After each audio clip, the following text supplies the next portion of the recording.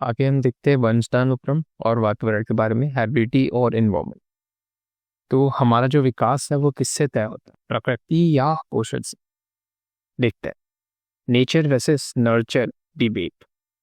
Nature nature किसको refer करते हैं? हेरिडिटी को, वंशानुक्रम जो होता है। तो हमें इससे क्या प्राप्त होता है? जैसे हमारे आंखों का आंखों की जो शेप हो गई वो हो गया, आंखों का कलर हो गया, और हमारी हाइट हो गई, हमारी जीन्स हो गई, ये सब हमको किससे मिलते हैं? हमारे पेरेंट्स से मिलते हैं। Static, can not change easily. तो ये सारी चीज़ कैसे हैं? स्टैटिक होते हैं, और ये जल्दी से चेंज नहीं हो पाता, ठीक है, क्योंकि ये जीन्स के थ्रू आती। नर्चर, पोषण। पोषण किससे मिलता है? हमारे वातावरण से, हमारे सराउंडिंग, स्कूल, हम जो स्कूल जा रहे हैं वहाँ पे, हम जो खा रहे हैं उससे, हम जिस सोसाइटी में रह रहे हैं वहाँ से नर्चर होता है, ठीक है। Dynamic changes over time. तो ये कैसा होता है? डायनेमिक होता है, जैसा हमको नर्चर मिल रहा है, जैसा हमको वातावरण मिल रहा है, उस हिसाब से हमारी क्या होगी? ग्रोथ होगी। मैकेनिज्म ऑफ हेरिडिटी, वंशानुक्रम की प्रक्रिया। तो हेरिडिटी को हम थोड़ा साइंस से जाके देखते हैं। जो क्रोमोसोम्स होते हैं बॉडी में, जो बायो वाले होंगे, पढ़े नॉर्मली भी पढ़ा जाता है कि 46 क्रोमोसोम्स है, 23 मदर्स ओव्यूम और 23 फादर्स स्पर्म। टोटल मिलके कितने? 46 क्रोमोसोम्स होते हैं, जो कि जाइगोट के अंदर होता है, ठीक है। तो इस 23 क्रोमोसोम्स में जो 22 पेयर होता है, ठीक है, 22 पेयर को हम क्या बोलेंगे? ऑटोसोम्स। ऑटोसोम्स कैसे होते हैं? सेम होते हैं मेल में या फिर फीमेल, दोनों में सेम होता है। लेकिन जो 23वां पेयर होता है, ये क्या होता है? सेक्स क्रोमोसोम होता है, और यही क्या डिसाइड करता है? जेंडर डिसाइड करता है। अगर जो माता है उनके उनके क्रोमोसोम एक्स एक्स है, और जो पिता है उनके क्रोमोसोम एक्स वाई है, तो ये जो एक्स का सारा एग से आ रहा है, और एक्स और जो पिता के जो क्रोमोसोम्स हैं वो कहाँ से आ रहे हैं? स्पर्म से आ रहे हैं, ठीक है, एक्स और वाई। तो यहाँ पे गर्ल किससे बनते हैं? एक्स और एक्स जब आते हैं तो गर्ल गर्ल का बर्थ होता है, ठीक है। और बॉय कैसे आता है? अगर यहाँ पे एक्स हो और यहाँ पे वाई हो, ठीक है, तो दोनों मिलके फिर एक्स वाई बनता है, जिससे बॉय का बर्थ होता है। तो इससे हमने क्या देखा कि जो चाइल्ड का जो सेक्स है, ठीक है, वो किससे डिटरमाइन होता है? फादर की क्रोमोसोम से, ना ही कि माता की। Laws of heredity. तो कुछ लॉज हैं हेरिडिटी के, वो देखते हैं। Life begets life.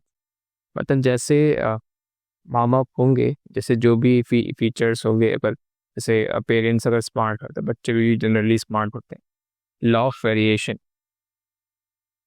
Exact copy नहीं होते, जो बच्चे होते हैं, फिर जो भी सिबलिंग्स होते हैं, उन पे कुछ चेंजेस होते हैं, लाइक कलर, हाइट, थोड़े बहुत चेंजेस हो सकते हैं, ठीक है।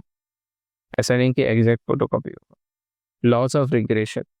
रिग्रेशन भी होता है, जैसे कुछ ट्रेट्स हैं पेरेंट्स के, वो क्या होते हैं? सप्रेस हो जाते हैं। सप्रेस होते हैं तो क्या होता है? जैसे अगर पेरेंट्स स्मार्ट है तो चाइल्ड कैसा होगा? एवरेज होगा, ठीक है, जस्ट उल्टा हो जाता है। तो ये 3 केस बनते हैं लॉस ऑफ हेरिडिटी में। 3 लॉस हैं: laws of variation, laws of regression, और like begets like. Role of environment. तो इन्वायरमेंट क्या होता है? जीन्स के अलावा, ठीक है, जीन्स के अलावा जो हमें प्रभावित करता है वो क्या होता है? इन्वायरमेंट। इन्वायरमेंट में फिजिकल, हमारा भौतिक वातावरण, हमारा सामाजिक वातावरण, और हमारा मानसिक स्थिति, ठीक है, ये तीनों क्या डिटरमाइन करता है? हमारा ग्रोथ डिटरमाइन करता है, ठीक है, जीन्स के अलावा। तो environment cover all outside factor. Wordsworth ने कहा कि इन्वायरमेंट क्या कवर करता है? सारे बाहरी जो फैक्टर्स हैं उनको कवर करता है, जीन्स के अलावा। वुड्सवर्थ का फॉर्मूला है D=HE, H×E। Development equal to heredity into environment. इससे क्या पता चल रहा है कि डेवलपमेंट किससे किससे प्रभावित होता है? हेरिडिटी और इन्वायरमेंट दोनों से। तो ये क्या है, मल्टीप्लिकेशन है, गुणनफल है, ठीक है, एडिशन नहीं है। जैसे यहाँ पे दिया हुआ है प्लांट, ठीक है, प्लांट किससे किससे अफेक्ट हो रहा है, उसके बीज से अफेक्ट हो रहा है, कौन सा कैसा बीज है वो, और उसके वातावरण से अफेक्ट हो रहा है। अब देखते हैं आगे, जुड़वा बच्चे। जुड़वा बच्चे में एक आइडेंटिकल ट्विन्स होते हैं। आइडेंटिकल ट्विन्स कैसे होते हैं, जो एग होता है जब वो फर्टिलाइज होता है स्पर्म से, ठीक है, जाइगोट जब सिंगल जाइगोट है यहाँ पे, तो वो क्या हो रहा है, स्प्लिट हो रहा है टू पार्ट्स में। और यहाँ पे डीएनए दोनों में सेम है, 100% सेम डीएनए, और सेम जेंडर है, या तो बॉय बॉय है या तो गर्ल गर्ल, ठीक है। यहाँ पे फ्रेटर्नल चाइल्ड में कैसे होता है, एग फर्टिलाइज होता है स्पर्म से, ठीक है, यहाँ पे दो एग्स हैं और दोनों अलग अलग स्पर्म से फर्टिलाइज हो रहा है और अलग अलग जाइगोट फॉर्म कर रहा है। और यहाँ पे एक बच्चे या तो मेल हो सकता है, दूसरा बच्चा गर्ल हो सकता है, या फिर दोनों मेल मेल, या फिर दोनों फीमेल फीमेल। तो यहाँ पे जो सिबलिंग्स आ रहा है कैसे लाइक सिबलिंग्स है, it can be a boy girl, ठीक है। डीएनए कैसे होता है यहाँ पे, डिफरेंट होता है। कुछ प्रीवियस ईयर क्वेश्चंस है, which of the following is a static factor, कौन सा ऐसा फैक्टर है जो चेंज नहीं होता। हेरिडिटी कैसा है, static. Sex of the baby is determined by father.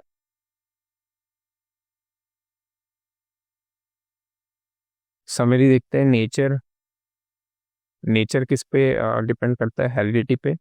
और नर्चर किस पे होता है, डिपेंड करता है इन्वायरमेंट पे, जो कि डायनेमिक होता है। हेरिडिटी कैसा होता है, फिक्स होता है, चेंज नहीं होता। फादर क्या डिपेंड करते हैं, जेंडर डिपेंड करते हैं, कि फादर में जो क्रोमोसोम होता है वो XY क्रोमोसोम होता है। डेवलपमेंट क्या होता है, गुणनफल होता है H, हेरिडिटी, और E इन्वायरमेंट। तो नेक्स्ट टॉपिक है सोशलाइजेशन प्रोसेस।